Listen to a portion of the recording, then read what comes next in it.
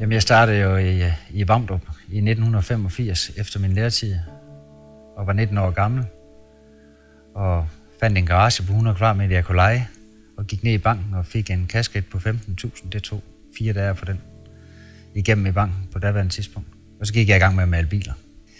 Jamen, jeg har egentlig altid godt kunne lide at skabe noget og se tingene lykkes. Jeg tror ligesom, det der har været det, der har trigget mig. Jamen, jeg har altid sat stor pris på den håndværksmæssige udførelse og på høj kvalitet, og elsker mit håndværk, og har altid været glad for at male biler selv også. Jamen, i starten havde jeg selvfølgelig ikke ambition om, at det skulle være en stor landsdækkende kæde, men der var jeg egentlig bare glad for mit håndværk, og glad for at gå på arbejde, og kunne godt lide selv at være med til at bestemme min hverdag. Og så kunne jeg lide at male biler og se det færdige resultat. Det var måske nok det, der triggede allermest.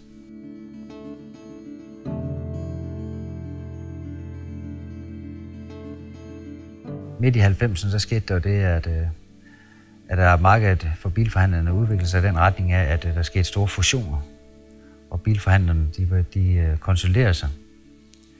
Og det betød jo så, at kunder, som vi havde på daværende tidspunkt, de også var etableret. Hvis vi havde dem som kunde i Kolding, hvis for eksempel var etableret i Vejle, Horsens eller Aarhus, jamen, så var der jo normalt arbejde at gå efter i de byer. Og derfor satte vi lidt på det og lå på hjul af vores kunder, og så etablerede vi os i de samme byer, som vores kunder havde etableret sig. Jamen, vi er jo markedsledende i Danmark og i Sverige i dag, og om 5 år, der vil jeg tro, vi er etableret i 10-15 lande yderligere i Europa. Sporten har lært mig, at hvis man skal nå topresultaterne, så skal man helt ud på marginalerne. Og det er efter devisen, to be first finish, you have to finish first.